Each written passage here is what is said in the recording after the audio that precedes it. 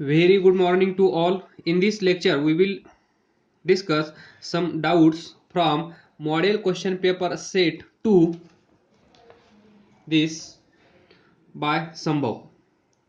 So we will start from question number 2. See, let A bar is equal to A cos theta I bar plus A sin theta J bar be any vector. हा एक vector आहे, तो आपण इथे दाखवला आहे A bar and this is the value. Then another vector b bar is perpendicular to a bar. या a बारला b बार कसा आहे परपेंडिक्युलर. म्हणजेच असं लिहू शकतो का मी a bar and b bar are perpendicular to each other. a bar and b bar are perpendicular to each other, then can be b is perpendicular to a bar can be represented as. म्हणजे b बार काय असला पाहिजे. तर option दिलेले आहेत. तर तुम्हाला माहित आहे property of dot product A bar dot B bar काय असतो 0. जर ए बार परपेंडिक्युलर टू बी बार असेल तर ए डॉट बी बार काय असतो 0. तर तुम्हाला ए बार माहित आहे A cos theta i bar plus A sine theta j bar dot B bar is equal to 0. तर इथून पुढे तुम्हाला काही करायचं नाहीये. तर B bar A option select करून पहा, बी सिलेक्ट करून पहा, सी सिलेक्ट करून पहा, डी सिलेक्ट करून पहा. तर या दोघांचा डॉट प्रोडक्ट 0 आला पाहिजे. या दोघांचा डॉट प्रोडक्ट 0 येण्यासाठी बी बार कसा असला पाहिजे. तुम्हाला हे तर माहीतच असेल. डॉट प्रोडक्ट मध्ये I dot I J dot J K dot K is equal to 1. I dot J dot K dot I is equal to 0. तर पहा आय जे 1 येतो. तर बीच्या जागेवर काय ठेवलं पाहिजे. तर या प्रॉपर्टीनुसार 0 येईल. तर पहा सर्वात अगोदर हा ऑप्शन ठेवा. जर इथे बी बारच्या जागेवर बी कॉस थीटा ठेवलं तर इथे काय येईल A B cos square theta minus A B sine square theta. म्हणजे ए ऑप्शन होऊ शकत नाही. ठेवून पहा. एक सॅम्पल मी ठेवून दाखवतो. A cos theta i plus A sine theta j. तर पहा बी बार आपण ऑप्शन ए आहे असं कन्सिडर करू. Cos theta I minus B sine theta J is equal to 0 आलं पाहिजे. तर पहा A B cos square theta I dot I 1 plus minus minus A B then sine square theta. तर पहा A B cos square theta minus A B sine square theta 0 येत आहे का नाही. म्हणजे ऑप्शन ए होऊ शकत नाही. असं तुम्हाला चेक करायचं आहे. तर क्रॉस मल्टिप्लाय करण्याची गरज नाहीये. म्हणजेच ए कॉस थीटा आय ने आपण फक्त यालाच मल्टिप्लाय केलं, याने आपण याला मल्टिप्लाय केलं नाही. कारण आय डॉट जे काय येतो 0. त्यामुळे आपण क्रॉस मल्टिप्लाय करत बसलो नाही. Direct this unit vector same I नंतर जे तुम्हाला असं इक्वेशन भेटेल. तर याचा आन्सर पहा.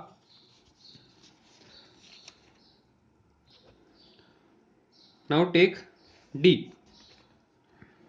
ए cos theta i plus A sine theta j dot D काय आहे B sine theta i plus B cos theta जे.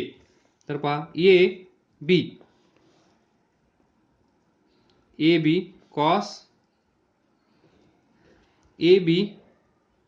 कॉस आणि sine cos theta sine theta i 1 then plus हा प्लस आहे म्हणजे इथे प्लस आहे तर हा ऑप्शन होऊ शकत नाही. त्यानंतर चेक करून पहा सी ऑप्शन पॉसिबल नाही आहे, बी ऑप्शन पॉसिबल नाही आहे, इथे ऑप्शनच अवेलेबल नाही आहे. तर याचा आन्सर येईल जेव्हा आपण बी इथे मायनस घेऊ तेव्हा. इथे मायनस घ्या, मायनस घेतल्यानंतर काय येईल पहा प्लस मायनस मायनस, त्यानंतर ए बी साइन आणि cos sine theta cos theta. तर पहा A B cos theta sine theta minus A B cos theta sine theta हे येईल 0. म्हणजे ऑप्शन डी मध्ये निगेटिव्ह साइन असलं पाहिजे. Make it correction. पुढचा question number 5. A glass slab is immersed in water. The critical angle for glass water interface is. तर पहा this is the surface. अगोदर आपण नॉर्मल सिच्युएशन इमॅजिन करूया. हा सरफेस असेल तर पहा ही जर रे असेल दिस रे, हे मीडियम असेल डेन्सर, हे मीडियम असेल रेअरर. तर ही रे डेन्सर टू रेअरर जात आहे आणि क्रिटिकल अँगलमध्ये लक्षात ठेवा जी रे असते ती डेन्सर मीडियममधून रेअरर मीडियममध्ये जात असते. तर पहा ही असेल नॉर्मल. तर angle made by ray with normal is angle of incidence. Then after refraction झाल्यानंतर ही रे इकडे जाऊ शकते, इकडे जाऊ शकते, इकडे जाऊ शकते, इकडे जाऊ शकते, इकडे जाऊ शकते. म्हणजेच हे जे मीडियम असेल रेअरर मीडियम याचा रिफ्रॅक्टिव्ह इंडेक्स किती आहे त्यावर डिपेंड करेल ही रे कुठे जाणार आहे ते. म्हणजे angle of refraction angle R depends on the refractive index of this second medium, first medium second medium. तर पहा रेअरर मीडियम हा जो अँगल आहे या रेचा नंतर या रेचा नंतर या जी इथून जात असेल ती दिस रे, या रेला आपण म्हणतो. तर पहा this path along surface along interface त्यावेळेस अँगल किती आहे दिस अँगल इज 90 डिग्री. म्हणजे ज्यावेळेस रे डेन्सर मीडियम मधून रेअरर मीडियम मध्ये जाते आणि रेअरर मीडियम मध्ये गेल्यानंतर जो अँगल आहे अँगल ऑफ रिफ्रॅक्शन किती असला पाहिजे 90 डिग्री. म्हणजे ती रे ना इकडे गेली पाहिजे ना इकडे गेली पाहिजे ना इकडे ना इकडे ना इकडे ना इकडे, ती गेली पाहिजे along the surface of this interface this ray. त्याला आपण म्हणतो क्रिटिकल अँगल. तर तो अँगल कुठे असतो this angle i is equal to C. Angle of incidence is angle of त्यालाच आपण म्हणतो क्रिटिकल अँगल. तर पहा मीडियम 1 साठी आपण असं लिहूया refractive index of medium 1 then sine of angle of incidence is equal to या मीडियम मध्ये या मीडियमचा refractive index μ2 second medium into sine of angle of refraction r. तर हा नेहमी किती असणार आहे क्रिटिकल अँगल म्हणल्यानंतर हा अँगल किती असणार आहे angle of refraction 90. So μ2 sine 90 काय येईल साइन 90 1. सो μ2 इंटू 1 इकडे पहा μ1 साइन आय आणि we know that i is equal to C. So μ1 C म्हणजे critical angle. So μ1 sin C is equal to μ2. तर sin C is equal to μ2 upon μ1. आलं लक्षात? हे तुम्हाला असं पाहायला भेटेल 1 अपॉन sin C is equal to μ1 upon μ2. पण असं पाठ करण्याची गरज नाही आहे. बेसिक फंडा लक्षात ठेवा. मीडियम 1 हा प्रोडक्ट, मीडियम 2 हा प्रोडक्ट, हा अँगल नेहमी 90 राहणार. तर असं लक्षात ठेवा. देन इथे पहा आता या प्रॉब्लेममध्ये काय आहे, glass slab is immerse in water. पहा, दिस इज वॉटर. एक ग्लास स्लॅब घेतला आणि याच्यामध्ये ठेवला. Glass slab is immerse in water. This is glass slab immerse in water. इथे असेल वॉटर. तर मला सांगा, या दोन मीडियममध्ये optically denser and optically rarer कोण आहे? Glass is denser, water is rarer. आलं लक्षात? तर इथे पहा, sine C is equal to μ2 upon μ1. तर रे इथे पहा कुठून कुठे जात आहे, मीडियम 1 मधून मीडियम 2 मध्ये. मीडियम 1 डेन्सर आहे, मीडियम 2 रेअरर आहे. तर इथे पहा 1 म्हणजे लाईट रे इथून इथे जात असेल 1 मधून 2 मध्ये. तर 1 इज डेन्सर, 2 इज रेअरर. तर सांगा मग इथे डेन्सर कोण आहे? ग्लास. तर μ2 रेअरर. रेअरर कोण आहे? Water. So mu refractive index of water इथे. Then μ1 that is denser medium. Denser medium कोण आहे? Glass. So refractive index of glass. तुम्ही प्रॅक्टिस केल्यानंतर लवकर सॉल्व्ह करू शकाल. एवढं कशाला करण्याची गरज आहे? तुमच्या प्रॅक्टिससाठी, कन्सेप्ट क्लिअर होण्यासाठी एवढं डिस्कस करत आहे. तर पहा, refractive index of water with respect to काहीच आपण इथं लिहिलं नाही, म्हणजे absolute, that is with respect to air. तर पहा त्या व्हॅल्यू दिलेल्या आहेत. Refractive index of water, refractive index of water is 1.33. दिलं नसेल तर तुम्हाला पाठ पाहिजे. नंतर रिफ्रॅक्टिव्ह इंडेक्स ऑफ ग्लास किती आहे?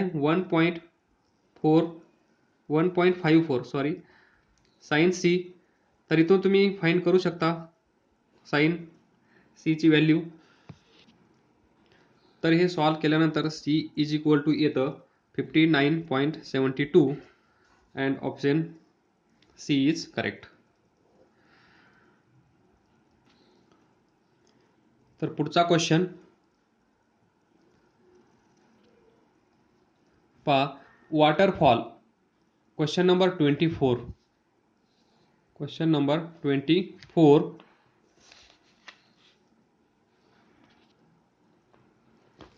Waterfall is 84 meter high. This is waterfall. इथून वॉटर येत आहे. तर याची हाईट दिली आहे 84 मीटर.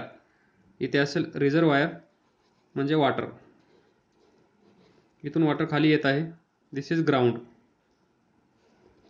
तर पहा, तुम्हाला माहित आहे, assuming half of kinetic energy of falling water. हे जे वॉटर खाली येत आहे याची काहीतरी कायनेटिक एनर्जी असेल, त्याची half get converted into heat. The rise in temperature of water is. तर पहा, ज्यावेळेस हे वॉटर इथून इथे येत आहे त्यावेळेस या पॉइंटला, या वॉटरकडे कोणती एनर्जी असेल? Potential energy, that is mgh. ज्यावेळेस हे वॉटर इथून इथे येईल त्यावेळेस इथे कोणती एनर्जी असेल? Kinetic energy. इथे पोटेन्शियल एनर्जी असेल का? इथे पोटेन्शियल एनर्जी किती असेल? 0, कारण हाईट 0 झाली. त्यानंतर इथे कायनेटिक एनर्जी किती असेल? सुरुवातीला 0. म्हणजेच इथे पहा, at point A and at point B. इथे टोटल एनर्जी किती आहे? पी प्लस के ई किती आहे?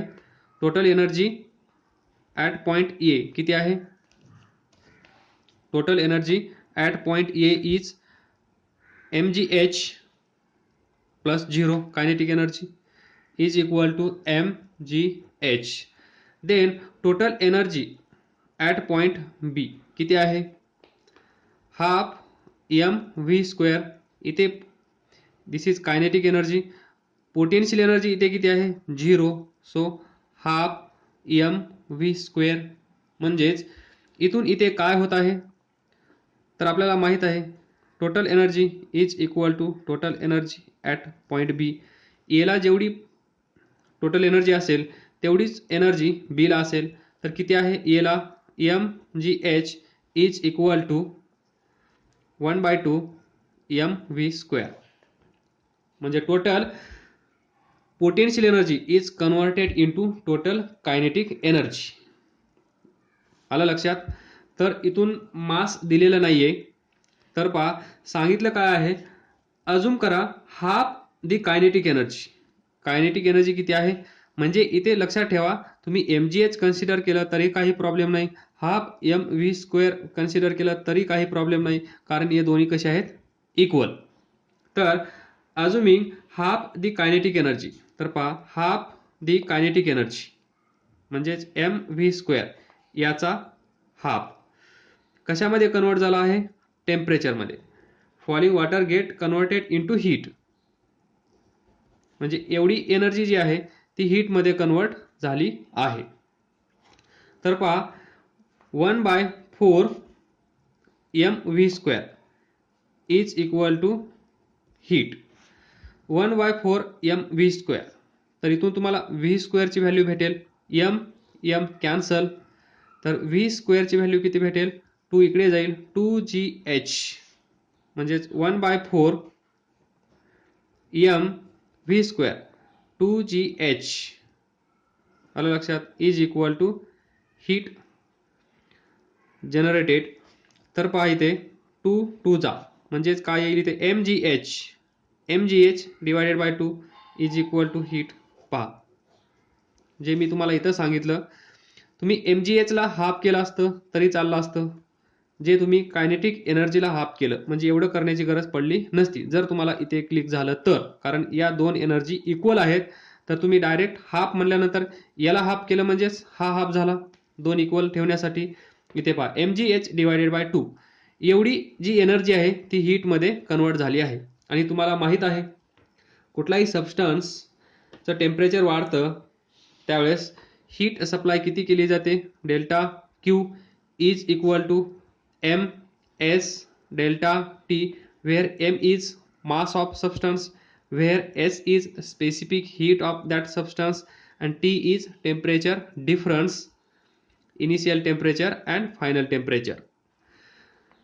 तर इथे पहा this heat means this heat supplied. So equation 1 equation 2 equation 1 and 2 equate करा. So mgh divided by 2 is equal to ms delta t. एवढी हीटमध्ये कन्वर्ट झाली आहे, एवढी एनर्जी हीटमध्ये कन्वर्ट झाली आहे. तर तुम्हाला माहित आहे हीट किती असते? ms delta t.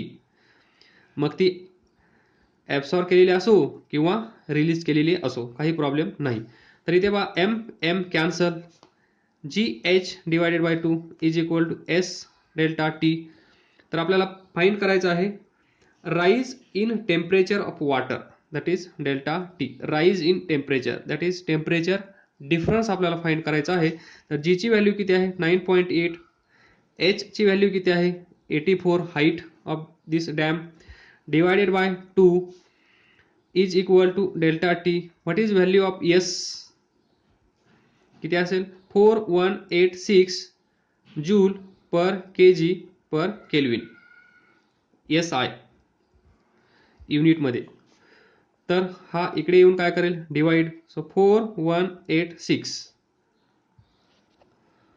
तर हे सोडवल्यानंतर येतं delta T is equal to 0.098. जर तुम्ही जीची व्हॅल्यू 10 घेतली तर हे आन्सर येईल 0.1. कारण पहा 8 हा 10 1 म्हणजे हेच आन्सर येईल जर तुम्ही याला 10 कन्सिडर केलं तर. पण त्यांनी सांगितलेलं नाही म्हणून 9.8 घेतलं. 10 घेतलं तरी काही प्रॉब्लेम नाही, तुम्ही जज करू शकता कॅल्क्युलेशन फास्ट होण्यासाठी. तर इथे पहा जूल पर केजी पर केल्विन आहे, म्हणजे इथे आन्सर येणार ते केल्विनमध्ये येणार. हा डिफरन्स असल्यामुळे टेन्शन घेऊ नका, डिफरन्स डिग्री सेल्सिअस असो की डिग्री केल्विन असो सेमच असतो. Next question number 26. Question number 26.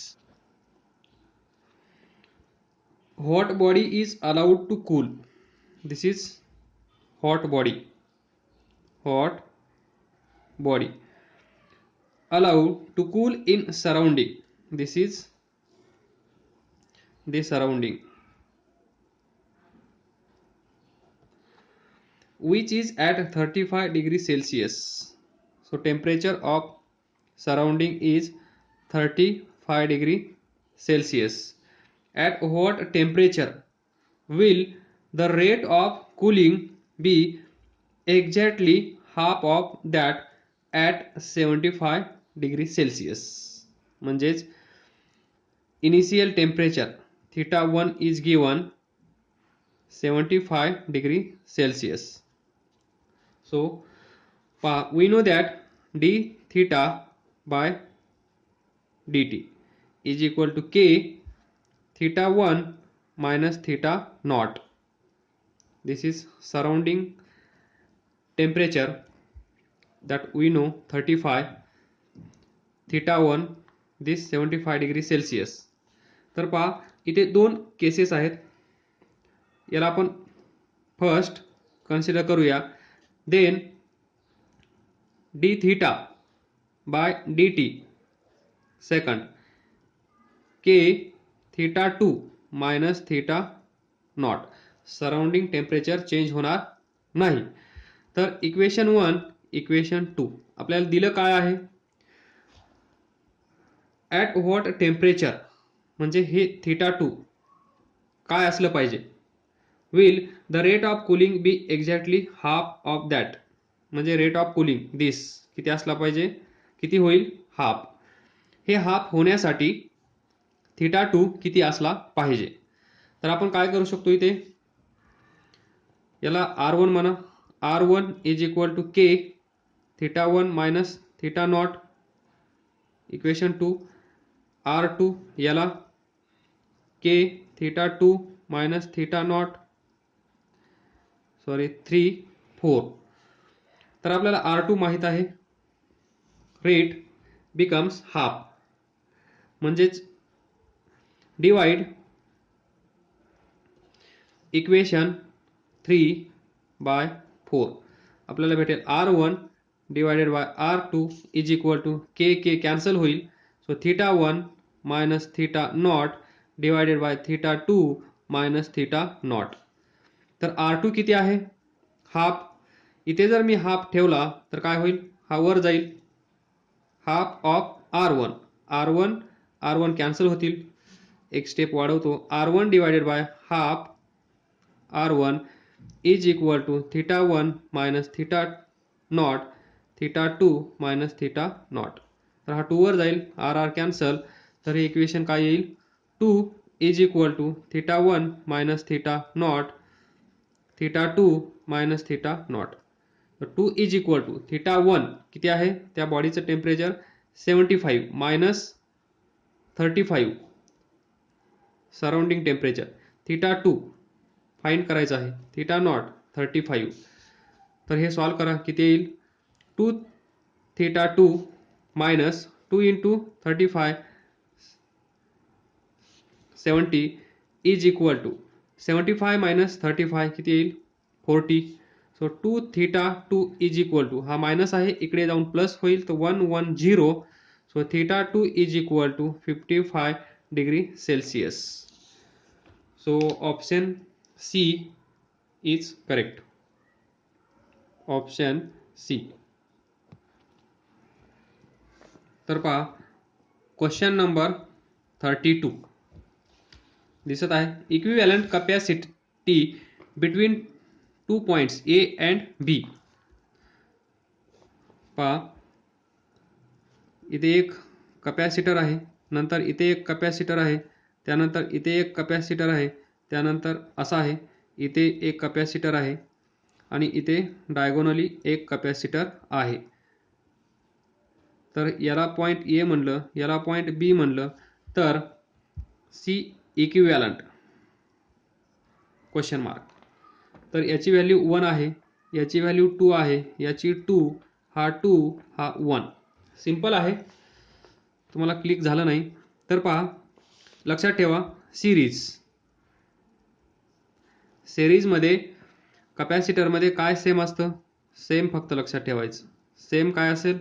Charge, जो आपण क्यूनी डिनोट करतो. पॅरलल असेल तर पॅरललमध्ये काय सेम असतं? पोटेन्शियल. लक्षात ठेवा, जे आपण व्हीनी डिनोट करतो. आणि या दोघांमधलं रिलेशन काय असतं? Q is equal to C V.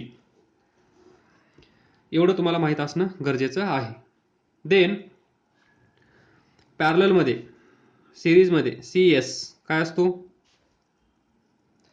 जे रेजिस्टन्ससाठी असेल त्याच्या अपोजिट इथे लक्षात ठेवा. म्हणजे सी एस मध्ये, सिरीजमध्ये काय असेल? C1 C2 divided by C1 plus C2, जे रेजिस्टन्ससाठी पॅरललसाठी असेल. त्यानंतर CP म्हणजे रेजिस्टन्ससाठी सिरीजमध्ये असेल, C1 प्लस C2. तिकडचं उलट घ्यायचं, रेजिस्टन्स आणि कपॅसिटन्स या दोघांचं अपोजिट. फॉर्म्युले लक्षात ठेवा. तर एवढं इथे आपण यूज करणार आहोत. तर पहा आता, इथून इथे जो चार्ज आला आहे क्यू, तोच चार्ज याच्यामध्ये जाणार आहे. म्हणजे हा 2 आणि हा 2 कसे आहेत? सिरीजमध्ये. तर हा फॉर्म्युला यूज करावा लागेल या 2 आणि 2 साठी. तर हे कसे आहेत? सिरीज. लिहा सिरीज. तर सिरीजमध्ये काय येईल त्यांचं? सी इक्विव्हॅलंट काय येईल? इथला दोघांचा प्रोडक्ट किती येतो? 4. दोघांची सम किती येते? 4, 1. तर मग हे सर्किट रिड्यूस करावं लागेल तुम्हाला. त्यानंतर इथे पहा, दिस इज डायगोनल, हा आणि इथला हा. तर कसा होईल? दिस. तर पहा, हा किती आला? 1. हा किती आहे? 1. तर आता हे दोन कसे आहेत पहा. इथलं पोटेन्शियल पहा, समजा V असेल, इथलं पोटेन्शियल समजा 0 असेल, तर याच्या अक्रॉस या साईडला V आहे, इकडे 0 आहे. याच्यासाठी या साईडला V आहे, याच्यासाठी इकडे 0 आहे. म्हणजे हे दोन कसे असतील? पॅरलल. मग पॅरललमध्ये काय होते? Simple addition. तर परत हे सर्किट काय रिड्यूस होईल? दिस, हा 1 आहे, 1 आहे, हा एक असेल, तर 1 1 2 इथे एक असेल. म्हणजे हे असं सर्किट तयार होईल. हे दोन कंबाईन होतील, त्यांचा 2 येईल. हा किती आहे? 1. हा किती आहे? 2. 1 2. इथून आपल्याला हे भेटलं. त्यानंतर पहा, इथून जो चार्ज येईल क्यू, तो इथे चार्ज क्यू, तो चार्ज याच्यातून जाईल. म्हणजेच हा 2 आणि हा 2 कसे आहेत? सिरीजमध्ये. मग सिरीजचा फॉर्म्युला अप्लाय करा. काय येईल? दोघांचा प्रोडक्ट सी इक्विव्हॅलंट काय येईल? 2 into 2 डिवायडेड बाय 2 plus 2 किती येईल? 4 डिवायडेड बाय 4, 1. परत हे सर्किट रिड्यूस होईल. हा पॉईंट ए, हा पॉईंट बी इथे असेल, तो हा 1, या दोघांचा एक भेटेल, त्याला आपण असं कनेक्ट करूया, तो किती असेल? 1. तर पहा आता, या पॉईंटला जे पोटेन्शियल असेल तेच या पॉईंटला पोटेन्शियल असेल. जे या पॉईंटला पोटेन्शियल असेल, समजा 0, ही हायर साईड आहे असं कन्सिडर करू आपण, ही लोअर आहे, इथे 0 असेल तर इथे काय असेल? 0. म्हणजे याच्या अक्रॉस व्ही 0, पोटेन्शियल डिफरन्स इथे किती आहे? V minus 0 V, V minus 0 V. म्हणजे पोटेन्शियल डिफरन्स म्हणजेच पोटेन्शियल याच्या अक्रॉस सेम आहे, म्हणजे हे दोन कसे असले पाहिजेत, पॅरलल. मग पॅरललसाठी काय आहे आपल्याकडे, C1 प्लस C2, तर किती येईल, 1 plus 1 2. So C equivalent 2 micro farad.